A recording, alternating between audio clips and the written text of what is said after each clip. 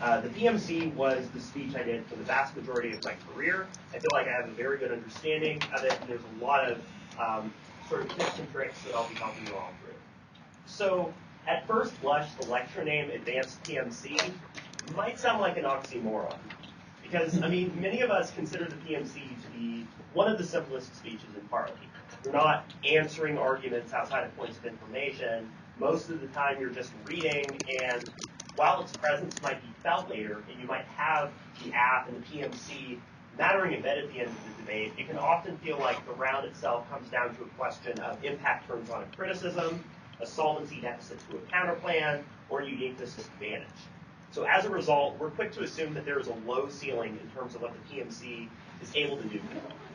But what I would like to suggest is that while, yes, the PMC does have its limits, a flawless PMC will never single-handedly decide a round, we're also very quick to overestimate what the constraints of the PMC are actually doing for you. So what I would like to suggest is that a smart strategic PMC drastically increases your chances of winning on the app. It weakens the LOC, gives the MG more tools to use, and ultimately helps your strategic decisions in the PMR.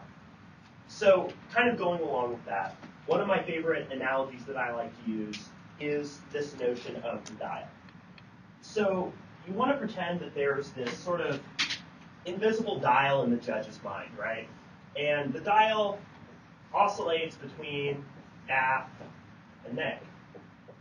Now, like any analogy, this obviously has its limits. Judges are going to walk in with their own biases and preconceived notions of certain debaters or certain arguments. The round might come down to a few critical arguments, et cetera, et cetera. But think about it in terms of giving the PMC hearing, oh, hey, this is a serious problem. Oh, this plan sounds good. Oh, cool, we can prevent extinction. That's probably a good idea. So they kind of tilt toward the app and think, oh, this is cool. Then they tilt again toward to the neg and the LOC when they hear, well, hey, this dissat is probably a big deal, the counterplan solves the app, et cetera, et cetera. So you have this dial sort of going back and forth, and where ultimately it lands at the end of the debate is where the judge is going to vote. With that being said, you should think of the PMC and your broad goal for this speech to get the arrows so far to the app that the LOC has a very, very hard time recovering. And that's sort of what we'll be teaching you to do. So with that basic understanding then of, that dial and trying to get as far to the app as you can, I want to talk about how you make your PMC strong and you put yourself at a huge advantage. Pun intended, because, it's a Ben Mann lecture. You can't have one of those without a pun or two. So this lecture is going to be divided into 4 parts. The first is a step-by-step walkthrough of the PMC.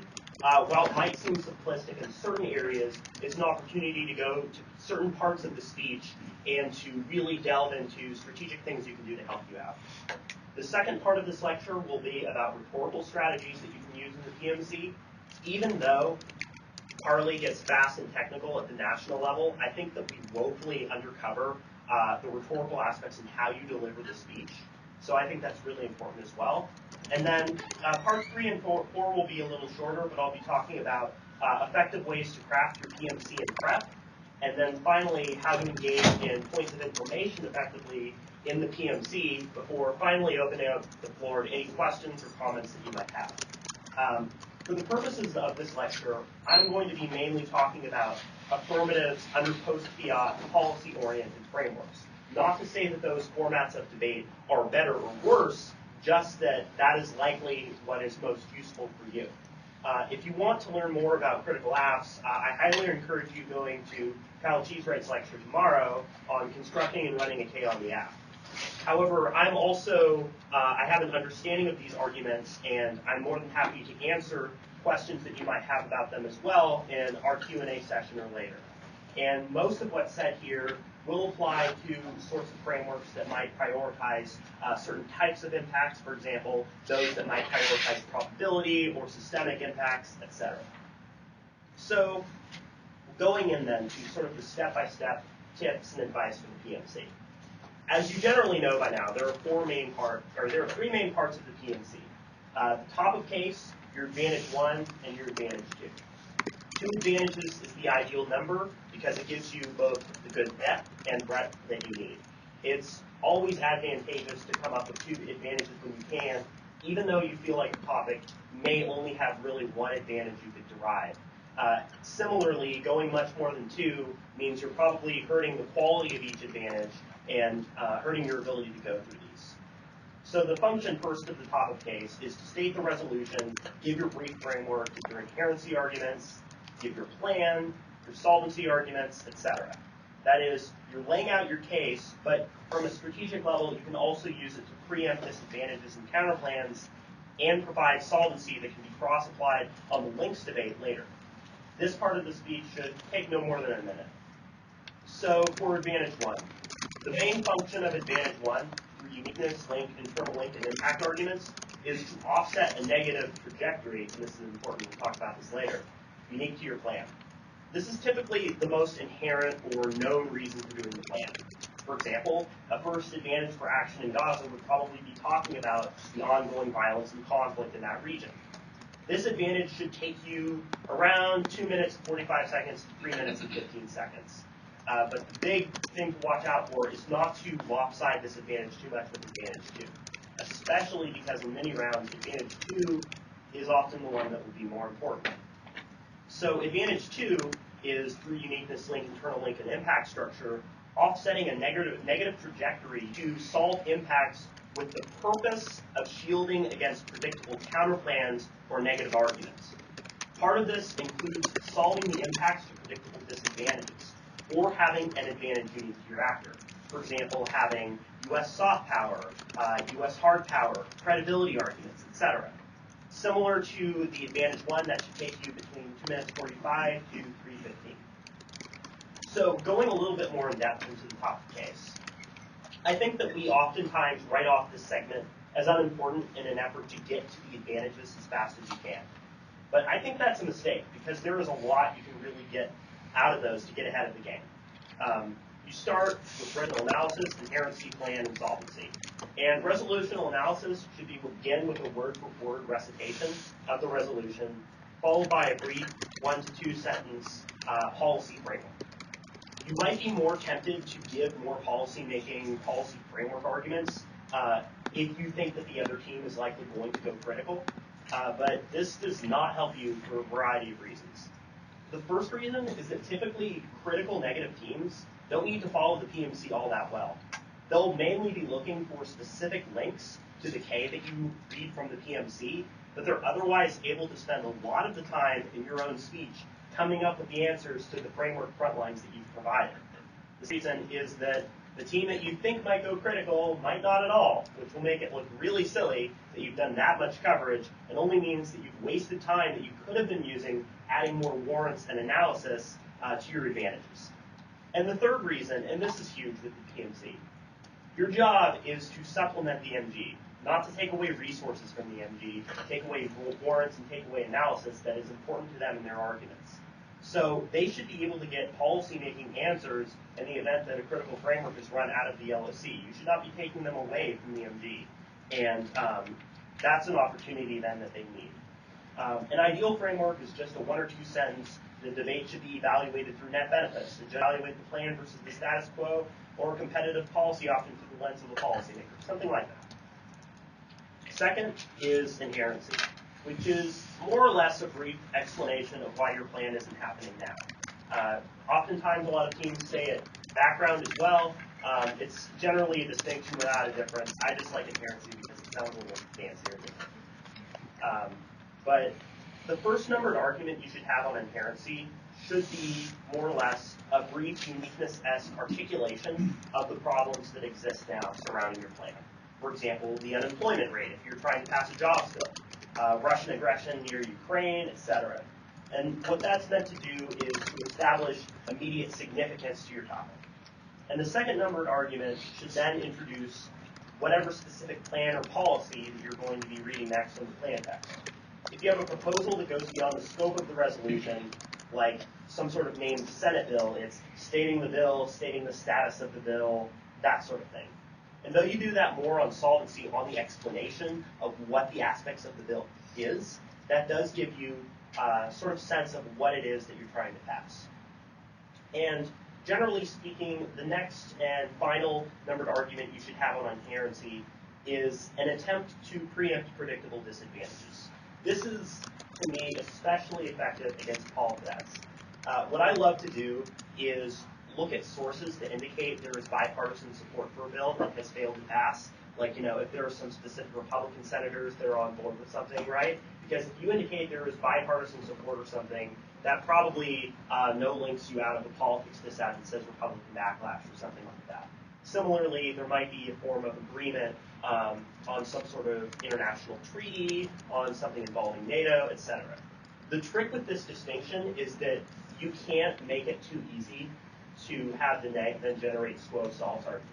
You need to make a distinction of why there is agreement in the status quo, but also why, despite this agreement, the plan is not going to pass, or if the plan doesn't pass, it doesn't pass for a long time, and the impacts will already be triggered. So, again, I also think inherency needs arguments on why action is needed from your specific agency, right? Perhaps states don't have the funding, so federal action is needed, or they don't have the legal ability to do that, etc. That's a nice way to shield the solvency away from solvency of counterclaims. So remember that while inherency is not long, you need to explain why your plan is not going to pass no matter what, or your plan passing now is crucial to solve your impacts. The plan text then, as you all know, is a recitation of the plan. Chris Perini is doing a lecture on plan text writing later. If you have any sort of questions or need any sort of advice about that. But I would like to do a little exercise to get us thinking about how to construct strategic plan texts. So with the resolution, the United States federal government should significantly increase its military support for Japan. I'll be writing that down, but I'll also be writing down a plan text here.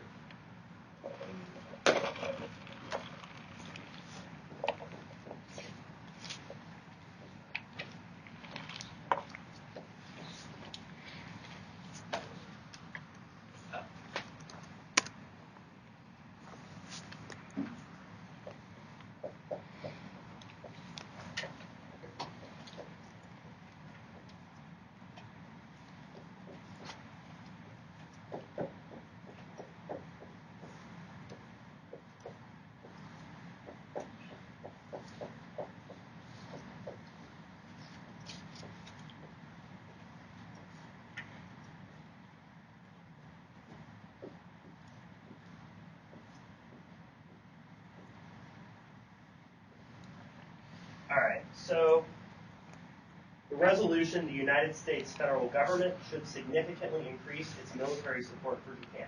This in text. TUSFG will provide significant military support for Japan. Can I get a sense of what are some of the problems with this plain text, given the resolution? This plain text is really, really vague. What types of military support are we providing? What does that look like, etc.? Any other points or things that people see wrong with this? Put will and not should. The reason that you put should rather than will is because there are some funky procedurals, plan flaw arguments that are generally really silly, but also protects you against those, and just norms and borrowing, etc. Anything else weird about this plain text? Okay. The big thing though is this. Do not abbreviate your plan text when you're saying it or when you're giving it to the other team, because that not only allows for silly procedurals, but also means that you're not engaging in a way that's particularly credible, right? If you indicate USFG is this, guess what? You have folks like Will Chamberlain used to do, who try to call the USFG an entirely different agency rather than the federal government. So while you might be able to abbreviate later, don't do it when you're actually reading off the plan text and getting off that plan text to the other team. Outside of that, when you state the resolution, you should state the resolution in its entirety when you're doing the plan text, followed by, like, the United States federal government should significantly increase its military support for Japan by, followed by whatever it is that you're actually doing. And then the final thing is that at the end of the plan text, you should include, in nearly all instances, funding and enforcement of renewal means. gets you away from really, really, really silly spec arguments, and clears that debate up really quickly. So generally speaking, while this isn't necessarily a plain text writing lecture, it is an important part of the PMC. And generally speaking, I think it's more strategic for PMCs to write clear topical apps rather than being super squirrely. I think it's cool to be creative sometimes, but I would rather be at the risk of predictably linking to disadvantages, but still be able to actually solve something. I think that rather than asking the question of whether or not we link to predictable disads, because I think that if you get the MG on it, right, if you get solid MG answers to China or to certain politics scenarios, that'll help you a lot. I think the surprise comes less from your plan and more from the specific modules and scenarios that you construct in your advantages. You need to ask yourself what the point of tension is in the resolution, what's being discussed in the news, that sort of thing. Think about a plan text accordingly. Maybe you go 5 billion instead of 500 million if you're funding something, right? It's being significant or being substantial if the resolution calls for it. And instead of asking, whether or not you link to disadvantages, if you create a plan text that links to your own advantages, that helps you out a lot. And I'll also say, going along with that, debate rewards people who go hard left or hard right. If you're the neg and you're running Marx, then being a hardcore Marxist all the way to the end probably is going to increase your chances of winning the round, regardless of your philosophy outside that. Similarly, if you want to be a reactionary fascist when you are constructing your plan text and advantages, go for it. And construct a PMC that reflects that. And recognize that some resolutions necessitate this approach and require you to go hard on a certain side. So finally, for solvency, you have several bullet points where you get into more detail about what your plan specifically does. What are the components of your bill? Perhaps there's a comprehensive, credible study that indicates the positive changes that your plan does. This inevitably leads to some spillover into your advantages. But don't be afraid to give specific, clear explanation of how your app solves. Solvency can also be used to explain exceptions to your policy as well.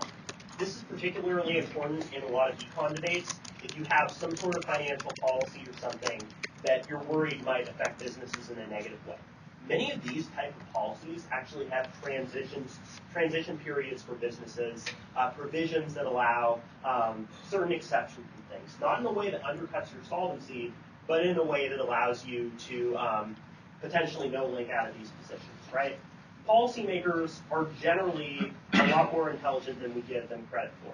They often consider the concerns that we then use when we're crafting disadvantages, generally speaking. So at the end of the day, the top case gives you some hidden links to arguments you can cross-apply to advantages and some preempts to common disadvantages. But most importantly, the top of case creates ethos. Your PMC can be a drag, but you should be in it to win the round from the gate.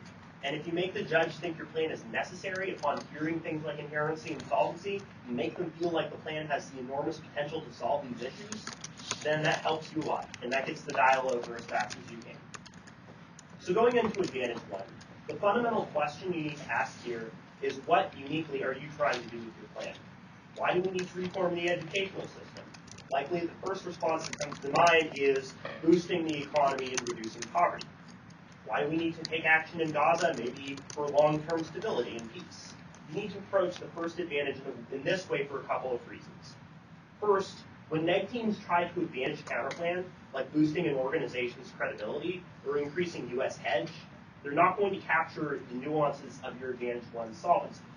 The second reason is that many judges, especially a lot more lay judges, want to hear the most pertinent issues about your topic.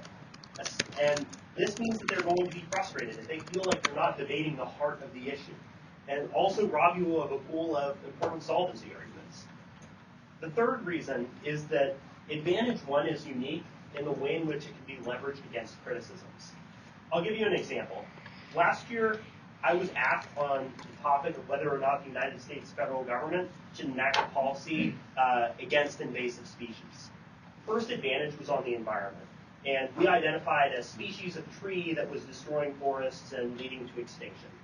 The NEGRED and Anthro-K, with an alternative that advocated for all species to be treated equally.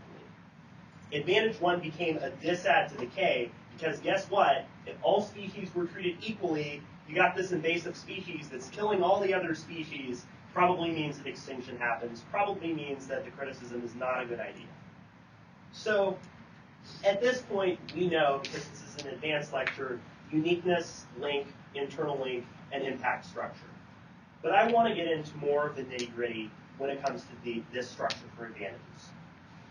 The single most important advice I can give to PMs, and the most important thing, if you're going to pay attention to any part of this lecture, is this one, is that you need to give your uniqueness trajectory. Here's what I mean. If you're debating infrastructure, it's easy to give a generic bunch of econ low arguments, some decent links, and suddenly lead to econ collapse and extinction.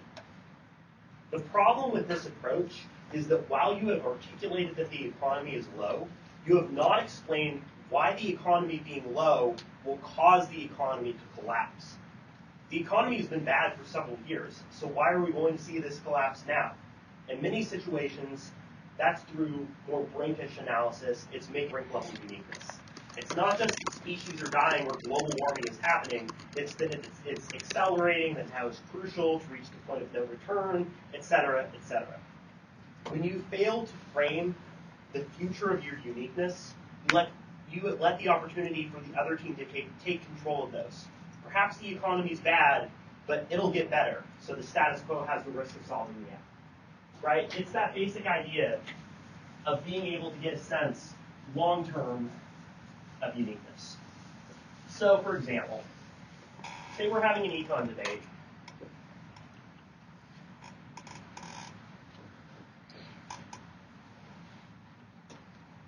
Econ good or econ bad. Generic econ low arguments say this. Econ is bad, here are some links, da-da-da-da-da. Oh, extinction. Econ bad arguments with a negative trajectory give the judge a story. Econ bad, econ worse, worse, worse, worse, worse, extinction. Similarly, for negative teams, it isn't just that the economy is good in the status quo when you give generic econ good arguments, it's that the economy is getting better. Because if you don't paint what things look like after this, you let the other team do. So even if the economy is bad, they could win arguments that isn't necessary and is outweighed by the risk of the disadvantage because econ's bad, but it's getting better. So that's why that sort of trajectory and that sort of analysis is incredibly important when you're framing uniqueness or advantages coming into the PMC. And this is important for negative arguments as well, but remember that their links are spiked a lot more by the app specifically. So to that end, you need to craft uniqueness taglines that are compelling and prove this trajectory. For example, on the infrastructure topic, rather than US econ low now, a good tagline might be, our deteriorating domestic infrastructure makes a collapse of the US economy inevitable. Now is the key time to act. This provides inevitability claims while explaining the current significance of implementing the plan. And providing that level of claiming in your tagline might seem like a tall order in terms of finding arguments that prove that, but those sorts of claims inform your approach for looking for warrants in the prep and help you find them and find ways to bolster that position. Some other additional advice on uniqueness for advantages. First, don't make top-heavy advantages. The same way we don't give a huge number of policy-making good arguments in the framework, too much uniqueness takes away from the MG's opportunity to fill in uniqueness themselves and after the LOC. Too much uniqueness also trades off with important points of your argument further down the flow. The way I like to think of this is, typically I only like one main point for uniqueness. I usually like a good 3 or 4 warrants under the tagline for uniqueness. Usually you'll only want, that one uniqueness tagline. So by starting with the most compelling, persuasive uniqueness argument as the subpoint A and going down from there, that makes you sound good from the very top of the speech. Makes you sound persuasive and gets the judge on board. Similarly, if you're feeling a time crunch and you need to go straight to the links, then that means that the arguments you are cutting are the ones that are somewhat weaker. So going to the links. Generally speaking, I like a good 4 or 5 solid links on each advantage. These tend to not require a whole lot in terms of subpoints, And sometimes they might be completely intuitive. For example, getting rid of the death penalty. But each link should approach the app's solvency from a different angle. If you're running a much more specific app and a plan text that diverges in some way from it. It provides an explanation of several ways in which the plan solves. But the trick here on the links debate is to avoid them sounding generic. Plan is unexpected, causing a shift. Plan is unique.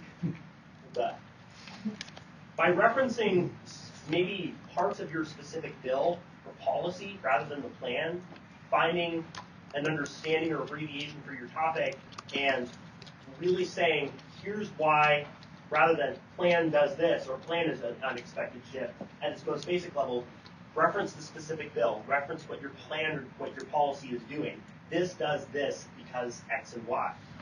That sort of explanation is better. By making it sound more specific and pointing to why your specific app, not just plan, solves, you can better have more compelling links to get through. On the internal link level, I had mentioned before the most important part of this lecture was giving a clear trajectory for uniqueness. But to me, the second most important is modules. For this, I am using what I like to call the chandelier analogy. So, pretend you have this incredibly well-developed chandelier over here. The idea is that essentially your goal by the end of the round is to have the chandelier still hanging. If you do, you have an argument that you're able to leverage against the other team and hopefully use to win the round. Now, there are several sets of chains here for uniqueness, for link, internal link, and impact. And generally speaking, the goal of the negative team is to somehow cut down your argument for various ways. Maybe they have a huge bunch of non-uniques and wear this down and some link turns and stuff. What do you know? It collapses, boom. They're able to take out certain things. Maybe you have heavy impact turns and things, and the chandelier falls down. But the idea is that for your advantage, you need all four parts to be able to still be standing, even if some of them are worn down, right? Have parts of uniqueness, have parts of links, internal links, and impacts that are still held up by the end of the round. Because if one of these falls apart, then you're not able to get from point A to point D in a way that is particularly compelling and that actually gives you access to the advantage. So, coming up with that, modules are generally speaking a really good solution that helps make this even better. Because rather than this just point A to point D, uniqueness link, internal link, impact, oh, extinction happened through this very specific one impact scenario, modules allow you to break off at the internal link level into very specific stories. By modules, we're talking about unique stories or scenarios. So here's what that means. It means that you have different internal link and impact analysis for different modules. You get a different chandelier going on right here. You get one going on here too. What do you know? You have more analysis and more work to do over here, which means that even if the neg completely takes out this internal link and this impact, you lose this chandelier. By creating modules and diversified stories for your internal links and impacts, you have created other scenarios that you can go for in the PMR.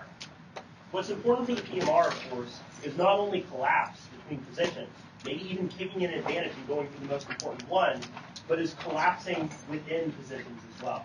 It is going for the impacts and the parts of the advantage that are the most important. So thinking of it that way, thinking of the internal links and the impacts as the sorts of chains jutting out in different directions, right? You still need uniqueness and links. If those fall apart, everything's falling down. But that does give you options in terms of what you can go for on the bottom half. So in terms of modules, I think they're important for many reasons. Many teams tend to miss modules in the LOC, thinking that you just have one scenario to get to your internal links and impacts. And so that allows you completely external stories to make hay about in the MG. And they also not only allow for internal collapse, but improve your options. In general, I think that internal link arguments represent the next logical step, right? If you're having trouble coming up with good internal link arguments, you're out. Why is your plan key? Why is your plan critical? Why is your plan important? for some larger impact, like the environment, like the economy, like preventing global war, etc. And those sorts of scenarios, for example, having maybe an econ module, an environmental module, etc., can help you a lot. So the impacts. Unless you have a very specific framework or a judge that doesn't want to hear it, you should always impact out to extinction on each advantage. Have a brief line that you memorize explaining why econ collapse limits the resource war, which causes extinction, what your environmental scenario is, maybe it's melting ice caps, rising sea levels, etc. Instead of simply blipping out extinction in the PMC, you provide articulation of how the impact occurs without going into excessive detail. The impact part of the PMC is where you have to be really careful, practice a lot, time, and record yourself a lot too. You don't want to blip, but you don't want to tell an elaborate tale of the end of the world and hurt your second advantage. So you should also be really cautious about impact prioritization. By that I mean saying on the impact level, this is the most important impact of the round for X and Y. Because what that means is that smart teams see that you've made certain impacts more important. They're able to craft their LOC strategy surrounding that form of prioritization, and that also hurts your options. If it is true that this impact matters the most, you've shot yourself in the foot in the PMR because you've said that this is more important, and that hurts your ability to go for other strategies, other impacts, other modules in that scenario. So in short, time yourself often on the impact level.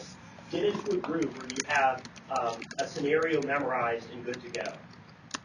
And so for Advantage 2, ideally, of course, a lot of the things I've said here just apply to that as well. You structure Advantage 2 very similarly to the first one, but instead of asking yourself what the most common important harms are to solve, your job in this advantage is to shield against predictable counterplans and solve the impact of predictable disats. The reason that many of us don't think the PMC is that relevant later in the round is because the PMC tries to look at two unique impacts the app solves, right? What is my first advantage? What is my second advantage? What are two things my plan can do? Instead of designing and prep advantages that are asking what the main problems are, and then what can I do to shield against offense on the negative.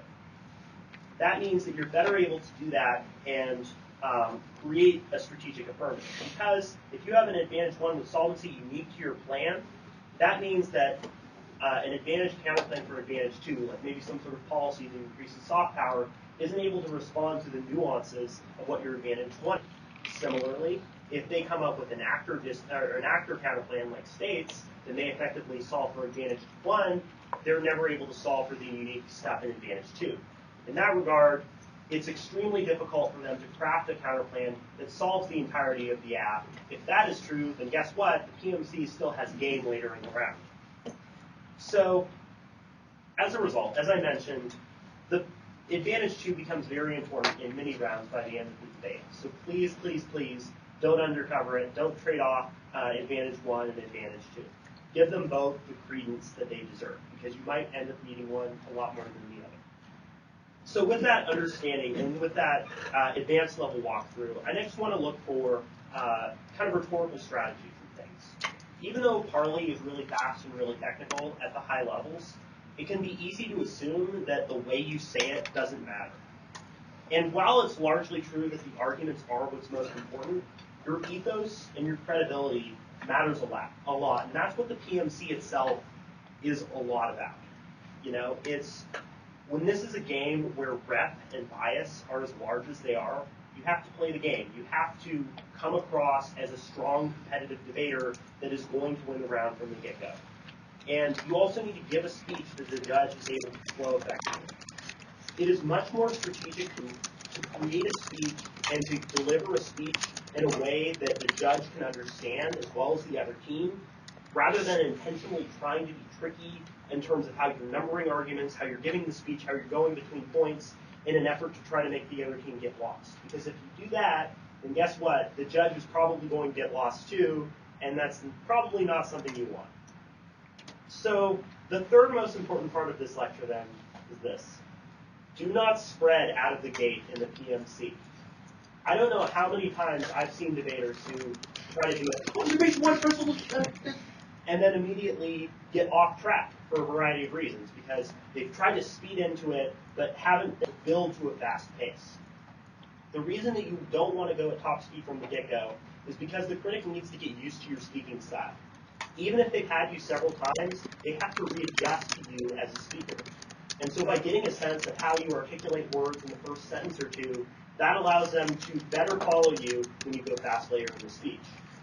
The second reason is that it helps you naturally adjust to a faster speech. The reason that we stumble is because we're not quite getting there. We're not doing the practice and things that we need to help us get fast later. You speak faster and with fewer mistakes if you build up to it. And the third reason, and this is what I love about it, is that it throws teams off guard. Oh, this is probably a really slow speaker. And then you gradually get faster. Oh, shit.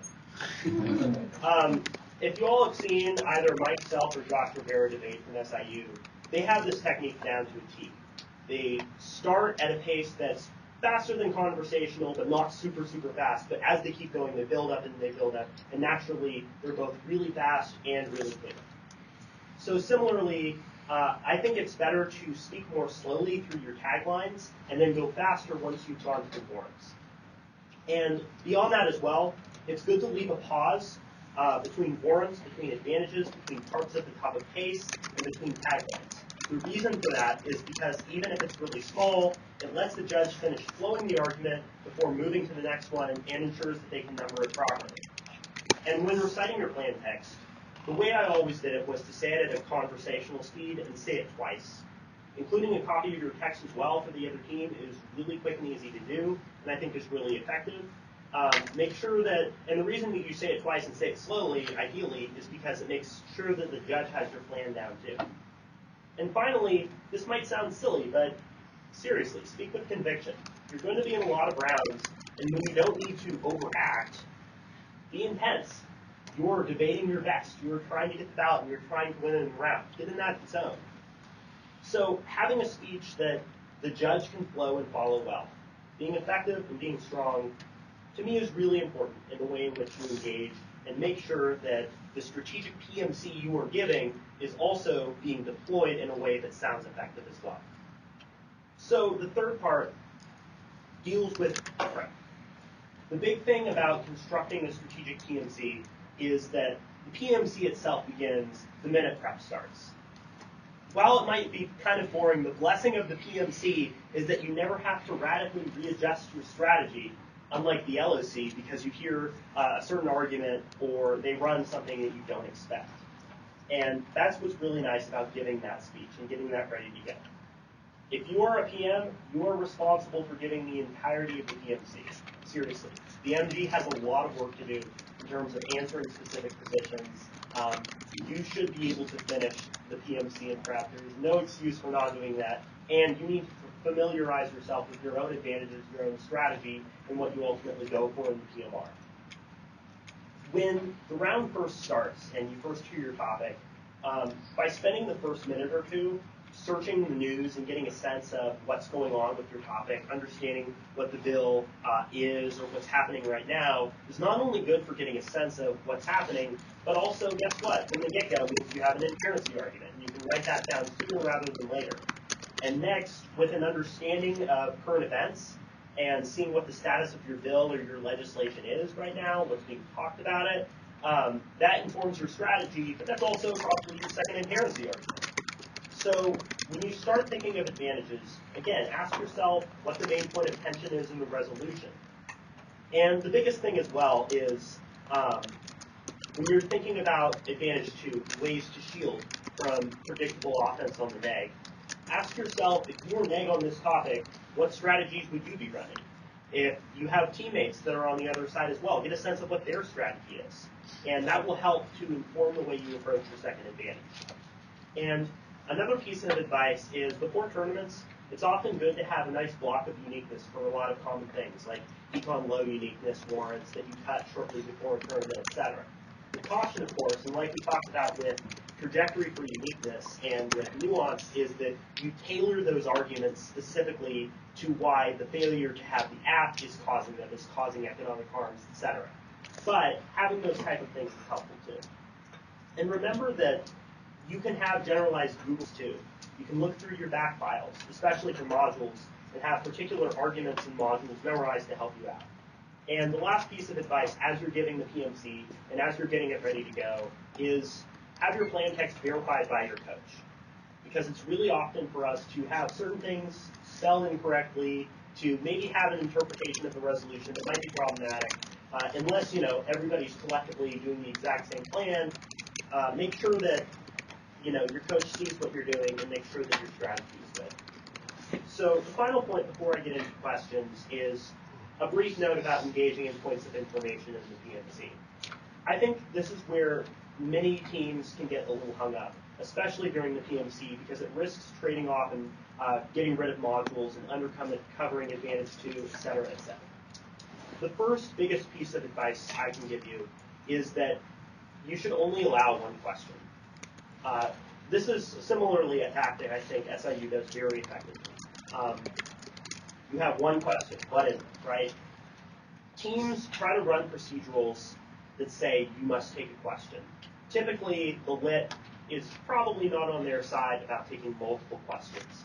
And allowing one question makes you look strong and ensures that you're able to cover arguments in an effective way. Similarly, I think at the bottom, when they're asking a question in the middle of your advantage, is really effective because there's nothing that hurts your ethos more than suddenly stopping mid-sentence to answer a question in PMC. Seriously. By being able to get to it later and making sure that you get to it, rather than just skipping it, it ensures that you're controlling your own speech, not letting the other team do that. And also, if you say that question will be answered on solvency, or I'll get to that upon an advantage too, for God's sakes, actually get to it, instead of just saying you are and never actually referencing it. Generally speaking, I think it's usually better to avoid that kind of entirely and just answer the question, even if you end up getting to it later, because there's a good chance you might miss the specific area that is in tension with the question. So I also think that you should answer a question in an effective and a concise way. It makes you look like you're on the same page and keeps you from looking like a jerk. Have a good sentence or two. Remember what the general thesis and idea of the question is. Don't ramble too much, but also don't look for the quickest response you can to get out of the question, because that will likely make you seem like a jerk and keep you from really being able to let the other team engage. And the final point I have on points of information is that, again, don't be afraid to go far left or far right. Commit to the strategy, commit to what you're doing. If they ask you, does funding and enforcement mean this, and you're pretty sure that within the confines of your resolution it does, even though you might be worried about linking to a disadvantage, seriously, go for it. You will beat them on that debate. You will especially beat them if you have a strategic, effective PMC that's able to beat back and preclude an evaluation of the disadvantage in the first place. So that's sort of my spiel on engaging in POIs as well. So fundamentally, again, the PMC is a question of making a speech that becomes relevant later on in the debate. Giving the MG tools to use without trading off with the MG, and it's giving you approaches and strategies that you can do in the PMR that will continue to be competitive and stand on their own, even in a world of the counter plan that might solve some, but not all of the app or criticism. It will make you very behind and probably lose the round if you are reliant on MG offense because you have not constructed a strategic PMC. But by doing so, you can ultimately really help yourself out a lot and really get that dial so far to the app that hopefully the neg doesn't recover. So at this point, we've got about 13 or 14 minutes, and I'd be more than happy to open it up to any questions or comments. Yeah, got it. What are your thoughts about selecting PMCs in terms of, when is it valuable to go big stick? When is it valuable to go to the left or the right? Mm-hmm. Are there circumstances in which you'd suggest trying squirrel cases? Yeah. Should you try to go for big pieces of the resolution or try to select a little tiny one, that kind of stuff? Sure. The first question I have to ask is, does the intent of the resolution suggest that I need to go in a certain direction, right? If it's increasing military support to Japan, that probably indicates to me that I'm going to have to go pretty far to the right. And I think that with those type of strategies, it's generally the most effective. And I put you at an uphill battle if you feel like you're intentionally going against the flow and trying to construct a PMC that might be going against that general direction or general trajectory. The reason I feel funky about squirrely apps is that while I think that they might be strategic and they might be good for solving certain scenarios and certain small issues, I think that even if they can find a link to a disadvantage, that impact will outweigh in a lot of situations. I also think that my general opinion is that the deeper you go into T debate, or the deeper you go into very critical debate, the more unpredictable the judge becomes. And that's part of why I like really being clear and topical when you run the app. Because when you have a messy T debate, even if you're good at answering T, that probably means that it's a little bit less predictable. Different judges have very different thresholds on voting for T. So that's why I like not being squirrely. I also think that certain buzzwords like significant and substantial make me want to err more toward having something that's large, having a plan that costs a lot of money, and having that risk of solving for the advantages, rather than trying to craft something that's a lot smaller or strategic. I think absent words like significant or substantially, you can be strategic and look for certain pieces or parts. But for me, it's looking for main points of tension, but maybe there's a particularly compelling bill or something that might be more specific within that. So I guess where I stand on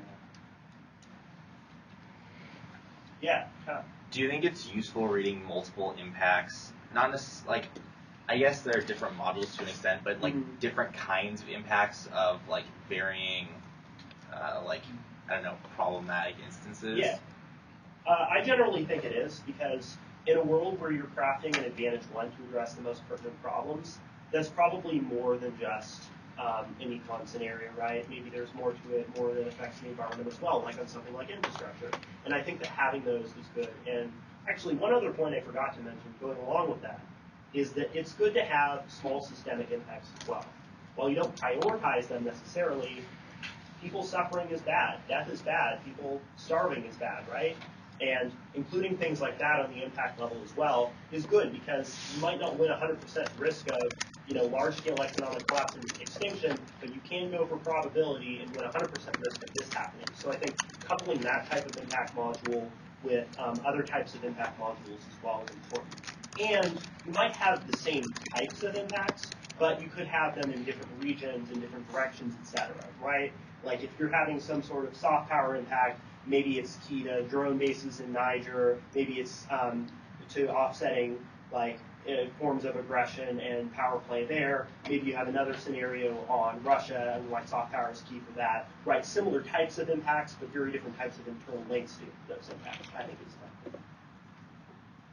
Yeah? So you stated that you prefer running two advantages. In what scenario would you run three? When would that be beneficial? To me, I would never run a third advantage.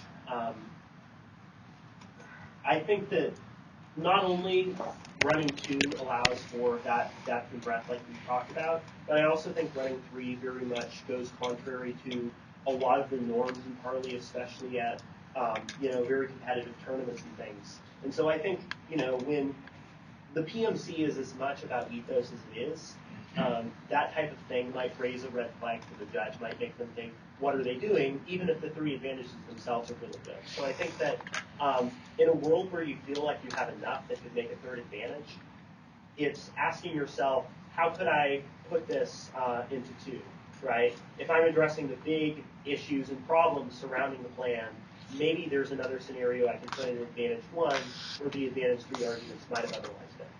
That's my opinion. Any other questions? Awesome. As always, I'll be around if you need to